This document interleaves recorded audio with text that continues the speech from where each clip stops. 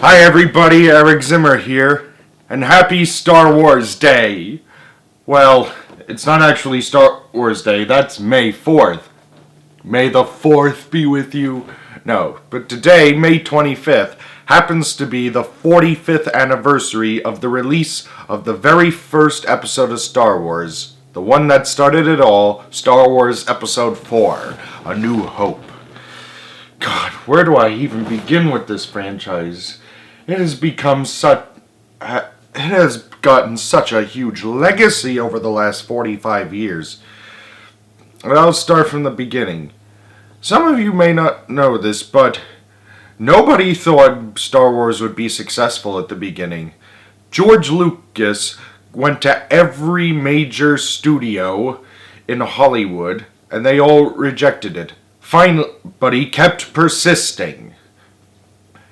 No doubt because he had faith in his project. And we're glad he did, because finally 20th Century Fox gave in. But they warned him, nobody would ever see a science fiction movie of this caliber. How wrong were they? Well, they are about as wrong as you can get. Because not only did everybody practically see this movie, but Star Wars became the highest grossing film at the time. For 5 years. And then we got E.T. the Extraterrestrial, Jurassic Park from Steven Spielberg, and then Titanic took over with James Cameron. Sorry, George. But nevertheless, he started a legacy.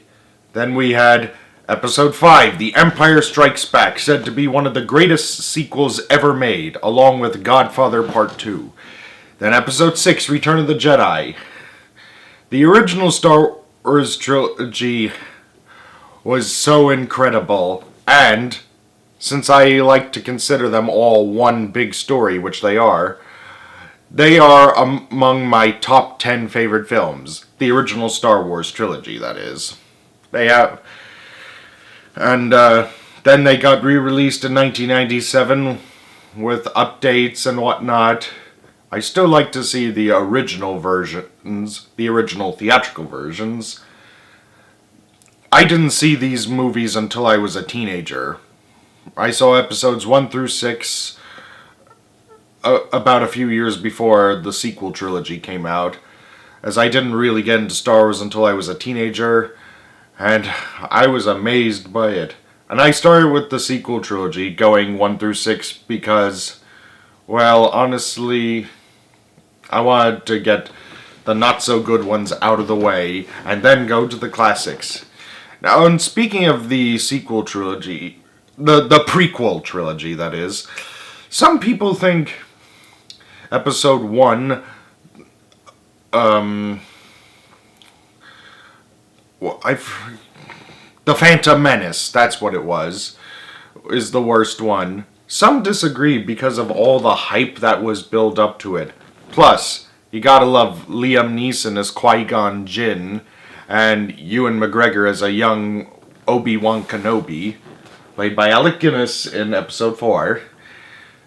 But honestly, I think Episode 2, Attack of the Clones, was the worst one.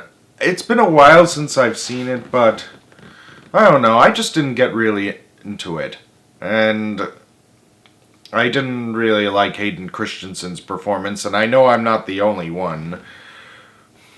And again, he was in Episode 3, Revenge of the Sith, as Anakin Skywalker. Oh, but this one was the best of the prequel trilogy.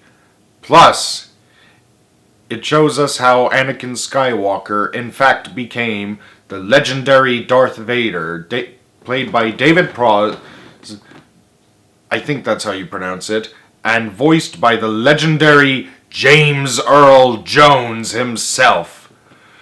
The most recognizable voice in Hollywood. Bravo to you, James.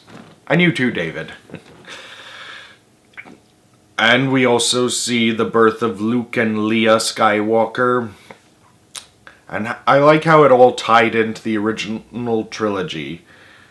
And then, of course, I saw the trilogy and was amazed by the whole thing. But I remember the first time I saw a Star Wars movie in theaters, and that's when I watched the Star Wars sequel trilogy. I remember going into the theaters, seeing Star Wars Episode 7, The Force Awakens in theater, and I just remember all the silence and the excitement as soon as the Disney logo appeared, followed by Lucasfilm Ltd, and then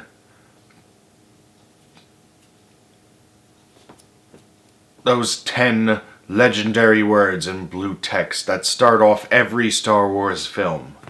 A long time ago, in a galaxy far, far away. And then that incredible music score by John Williams. Oh, said to be the greatest musical score of all time. I'll buy it. God, I was so blown away by it. Then we got Episode 8, The Last Jedi, and Episode 9, The Rise of Skywalker. I liked how... Cover your ears if you haven't seen the sequel trilogy, as I'm about to spoil something. What I liked about the end of the sequel trilogy is how it pretty much leaves on a bookend. Like, it all started with Episode 4, with Luke Skywalker being raised on a desert planet, and it ends with Rey, the next Jedi, on the same desert planet. Those are very nice bookends. Now, even though the main series is over, we're still gonna get a bunch of spin-offs. Well, we'll see how they all play out. But nothing, and I mean nothing, can beat the Star Wars franchise, the main story, those 9 episodes. I don't think we'll ever see another movie series like this ever again, or at least not in a long time. I don't know what else to say about the Star Wars movies except I love them. And I love everything to do with Star Wars. I even love the spin-offs, the parodies, particularly Family Guy's Blue Harvest, something, something, something, Dark Side, and It's a Trap. George Lucas lent a good helping hand to them. And how can I possibly forget Mel Brooks' Spaceballs, another one of my favorite movies. God, I don't even know where to keep going. If you never saw Star Wars, I say definitely check it out. You don't know what you're missing. And check out my other videos. Check out my other videos and subscribe for the latest updates. I'll see you all next time. And remember, may the Schwartz be with you. I'm sorry, I couldn't resist. That's from Spaceballs. May the Force be with you. And with you, George. Well done.